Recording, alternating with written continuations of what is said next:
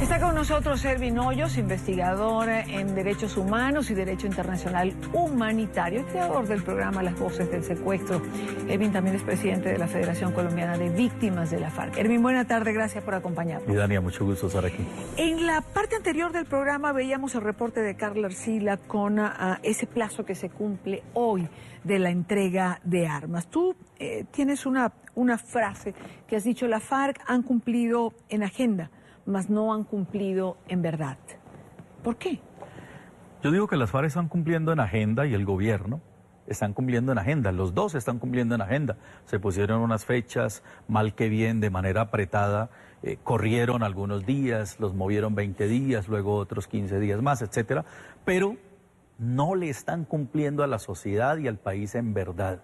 Las FARC no están entregando las armas completas que tienen, no han entregado los niños que tenían reclutados hacia 2012.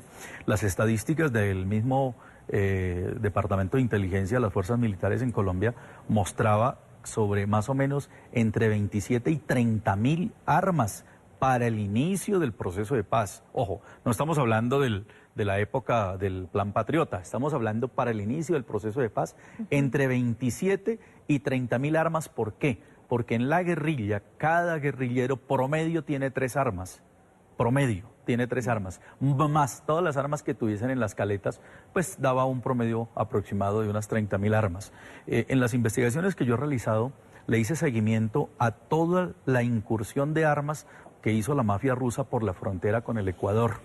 En la frontera con Ecuador ingresaron a Colombia en solo una etapa entre el 2002 y el 2003, promedio, solamente hablando de las armas tierra-aire, que son las armas que sirven para derribar aeronaves, sí. 500 cohetes tierra-aire. De esos no se entregó ninguno. Hubo 3 o 4 que cogieron en el Cauca, de resto no hubo presencia de esas armas que se hubiesen entregado por parte de las FARC. Luego, armas que se llaman armas de apoyo, que son las armas que tienen gran calibre, como las M60 o las .50. Las M60 que entregaron, de acuerdo a una información que he tenido de gente que estuvo en el proceso, hay 72 armas de apoyo que no corresponden ni siquiera a las del Bloque Sur. El Bloque Sur tenía entre 400 y 1.200 armas de apoyo. Entonces es imposible pretender nosotros creer que las FARC están actuando de buena fe en este proceso. Y el gobierno está aceptando esa mentira sabiendo que ellos tenían unas estadísticas, unas investigaciones, unos informes. Pero, Ervin, a ver, hay mucha gente involucrada en este proceso. Es decir, las Fuerzas Armadas, por ejemplo, ¿por qué van a conformarse con la entrega de 8.000 armas, donde, según el cálculo que me has mencionado, de 30.000 quedarían más de 20.000 armas que nadie sabe dónde está, de estos cohetes tierra-aire? Es decir, las Fuerzas Armadas de Colombia no están interesadas en que todas estas armas aparezcan. Es decir, nadie tiene un inventario cierto a estas alturas de todo este proceso, de cuántas armas son más o menos. ¿Todo el mundo va a quedarse satisfecho porque entregaron 8.000 armas? Lo que pasa es que las fuerzas militares en Colombia, como en muchos países del mundo, las fuerzas militares están subyugadas al régimen civil.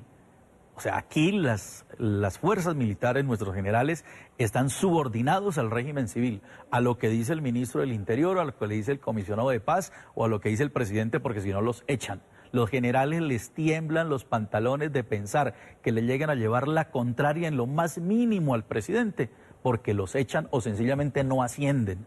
El mayor temor para los oficiales de nuestras fuerzas es que no los promuevan, que no asciendan o que sencillamente los echen. Esa discrecionalidad que se le llama dentro de las fuerzas militares, por algo que ellos lleguen a hacer o a decir y no le llegue a buen oído al gobierno, hace que ellos se prevengan absolutamente de todo. Es algo tan sencillo como esto. Y Dania, hemos llegado a tal extremo que ya los oficiales no pueden hablar de secuestro cometido por las FARC o por disidencias de las FARC o por grupos afines a las FARC, porque eso puede torpedear el proceso de paz o hace que las FARC se disgusten con el gobierno, les llamen la atención. Hoy pesa más una llamada de Iván Márquez al presidente, eso puede hacer echar un general en este país.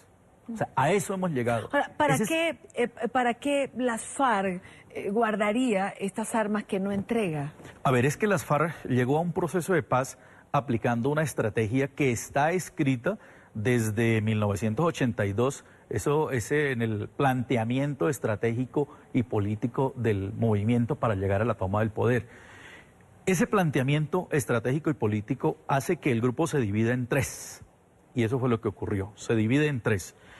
Una parte va a ser política, que son los más veteranos, los más antiguos, los que más experiencia tienen, los que más conocimiento tienen. Entonces, una parte se va a hacer política. La otra parte del movimiento queda de retaguardia, haciendo resistencia, manejando la parte económica, manejando el narcotráfico, manejando todo lo que corresponde a esa economía subterránea que han tenido las FARC. Y otra parte se queda también haciendo parte del partido político clandestino de las FARC. Esos que han permanecido en la parte clandestina ya los estamos empezando a conocer, ya empezamos a ver que salen magistrados, salen jueces, sale gente de la política a dar la cara en nombre de las FARC. Y uno dice, pero ¿desde cuándo era de las FARC? Pues es que han sido siempre, lo que pasa es que no habían dado la cara. Ellos están empezando a dar la cara. ¿A quiénes conocemos en este momento? A los que salieron a hacer política, esos 7.000 que salieron a hacer política, pero se están quedando una retaguardia muy grande en las zonas estratégicas de cultivos de narcotráfico, en las zonas estratégicas de rutas y en las zonas estratégicas en donde pueden manejar la masa campesina y en donde se quedaron gran parte de los menores reclutados. Los demás quedaron haciendo parte de todo ese contacto que está empezándose a descubrir y que era lo que posiblemente íbamos a revelar como la FARC política, pero la FARC política ya es abiertamente una FARC haciendo política. ¿Qué sentido tiene entonces o ha tenido el proceso de paz? Es decir, si existe toda esta retaguardia que tú has descrito, ¿de qué paz estamos hablando entonces? A ver, es que hay que entenderlo desde la siguiente forma. Te pido que vayamos breve, que me queda el tema de los menores. Hay que entenderlo desde la siguiente forma. En la democracia, la definición de la palabra paz en las democracias es la interposición de las armas para permitir el desarrollo humano, en las democracias.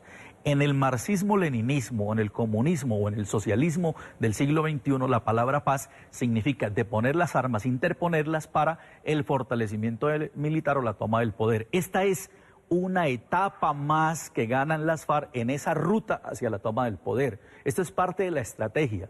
O sea, aquí no es una voluntad absoluta de que ellos quieren a partir de ahora vivir en paz. No, esta entrega de armas es parte de esa estrategia que ellos sabían que en algún momento se tenía que cumplir, entregar una parte de esas armas. Es decir, para Ervin Hoyos no es creíble que las FARC hayan firmado este proceso de paz y que vayan a incorporarse entregando las armas a la vida democrática de Colombia para participar en política y llegar al poder por una vía diferente a la que se plantearon. No es para Ervin Hoyos, está escrito en el plan estratégico de las FARC desde 1982, está escrito en todos los documentos de las FARC y ellos lo viven diciendo todos los días. Y Dania, tú has visto a Iván Márquez diciendo, este es un paso porque vamos hacia el socialismo del siglo XXI. Ellos no le han dicho mentiras al país. El que nos cree ingenuos es el gobierno que le aceptó todas las exigencias de las FARC, que predispuso la constitución política al servicio de las FARC, que les allanó jurídicamente todos los espacios para que vayan camino hacia el establecimiento de ese régimen que implica el cambio de un sistema en un país a cambio de entregar una parte de las armas. Hablemos de los menores, el plazo de los menores que también tendrían que ser entregados hoy. 50 menores se han entregado, UNICEF señala que han sido, por otra parte, entregados 88 hasta ahora. ¿Esos son los menores? ¿Son creíbles los menores en manos de la...? El 2012, las FARC tenían 3.265 menores reclutados entre los 12 años promedio. 3.265, ¿de dónde sale esta cifra? De las 5 escuelas de formación que tenían las FARC, que promedio para la época formaban cada 3 meses 600 reclutas nuevos para ser guerrilleros. Cuando empezó el proceso de paz estaban en esas 5 escuelas con promedio de 600 en plena formación, que nunca los devolvieron, que nunca se los llevaron. Había 3.265 en filas en ese momento. ¿A qué jugaron las FARC? A dejar pasar el tiempo, a dejarlos cumplir años. Ellos sabían que el proceso se iba a demorar, entonces jugaron a que pasaran los 4 o los 5 años del proceso, cosa que cuando se cerrara el proceso ya tenían 18 años. En este momento esos muchachos llevan 5 años de entrenamiento militar en plena paz, en suspensión de hostilidades, llevan 5 años de doctrina militar fariana, llevan 5 años de entrenamiento y ellos no quieren volver a sus casas. Son menores que se fueron o se los llevaron bajo la sugestión, bajo la convicción, bajo la presión, bajo cualquiera de estos elementos que todos tipifican el delito de reclutamiento de menores. Es un crimen de lesa humanidad, no importa si el niño se quiso ir. Usted no lo puede recibir porque es un niño. Entonces, ellos se los llevaron en esas condiciones, los mantuvieron escondidos durante todo este tiempo. Hasta ahora es que vienen a decir ellos, no, es que ya tienen 18 años, ya no se pueden ir. Los 88 que están entregando, que entregaron la vez pasada, más los 55 que entregan hoy aproximadamente, tengo información de primera mano, la mayoría son farianos. Los menores farianos, ¿qué son? Hijos de guerrilleros y guerrilleras que nacieron en las filas de las FARC. Es más, el Estado se está abocando a que a futuro ellos mismos, esos padres, denuncian al Estado por quitarles ilegítimamente sus hijos. Es que se los están quitando a una pareja formal que vive dentro de las FARC con pero menores. al ser farianos, y ya no tengo tiempo, al ser farianos como tú los describes, ¿no forman parte de todos estos procesos, de todo este grupo de personas que va a incorporarse a la vida social en Colombia? Pues deberían ellos permanecer con sus padres. Es que ellos están con su papá y su mamá todo el tiempo en las FARC y el Estado se los quiere quitar. ¿Ve? Ese es un acto no legítimo de ese apoderamiento del Estado en el caso de la protección de los menores, porque ellos están con papá y mamá en las filas. Claro, claro. Entonces, ¿qué les están diciendo a todos estos menores?